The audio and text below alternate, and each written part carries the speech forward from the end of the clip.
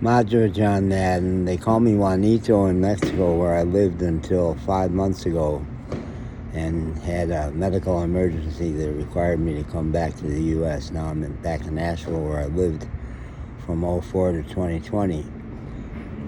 So I continue to introduce myself as Juanito because I do intend to get back to Mexico. And lately I've been flooded with Mexico memories. And I just posted on Facebook one of them regarding a server I had an amazing connection with in Mexico. And I'm going to tell some more Maritza stories.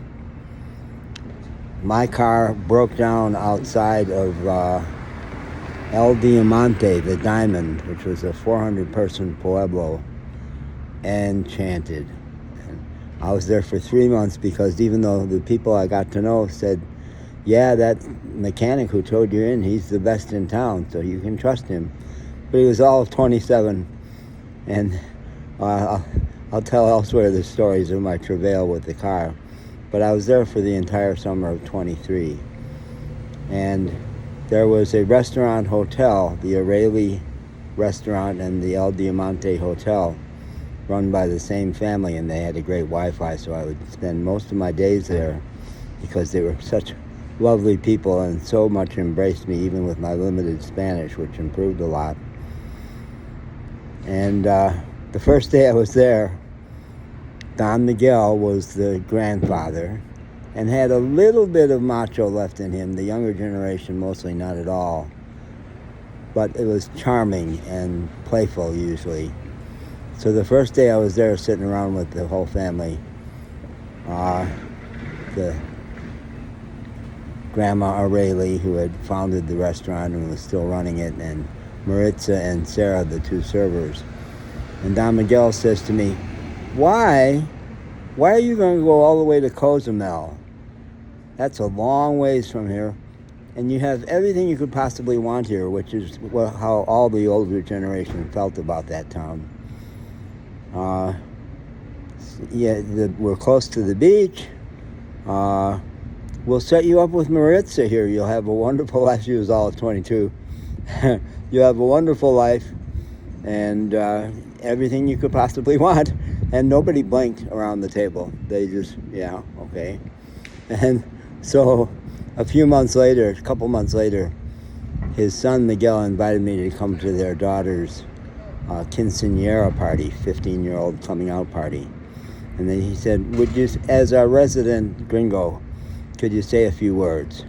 Well, I'm a writer, and my few words turned into a 17-minute video, which didn't get said at the quinceañera party, but got circulated among the family, which they all loved. And I tell that story about him trying to set me up with Maritza, and the way I tell it is I thought to myself, what do I know? I don't know the culture. Maybe he can do that. Maybe he can do that.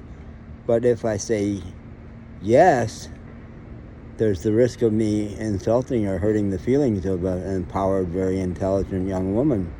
But if I say no, I just could regret it the rest of my life.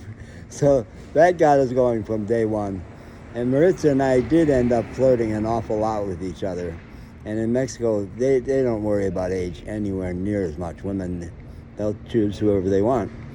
So Maritza, one of the highlights of our flirting with each other, she would hang out with Sarita. Sarah was a niece.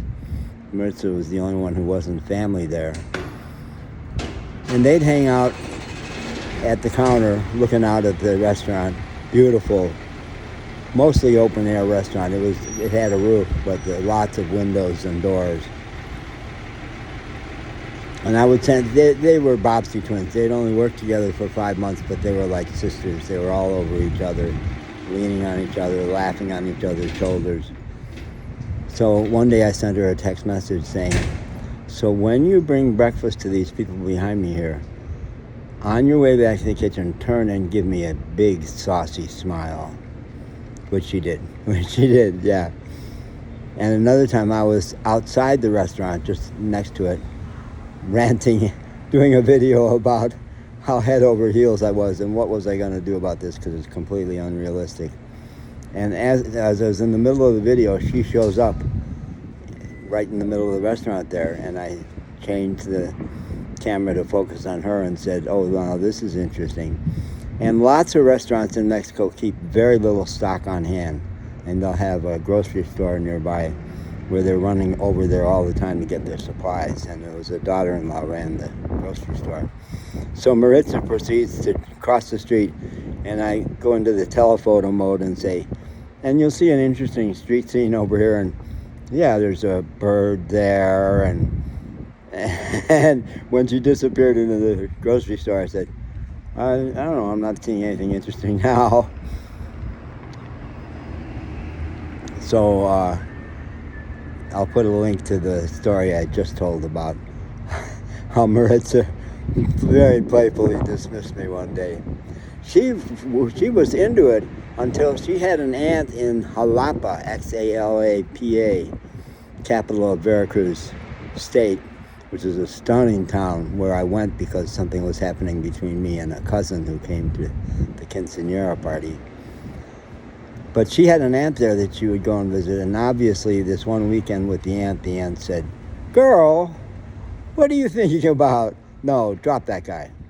So she came back, and she was always very polite after that, but no chemistry at all. But we still are friends. We're Facebook friends.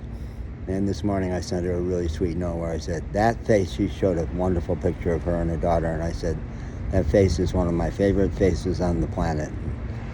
If I had only one place to go back to Mexico, it would be El Diamante, the diamond, which it would, for sure. Humble,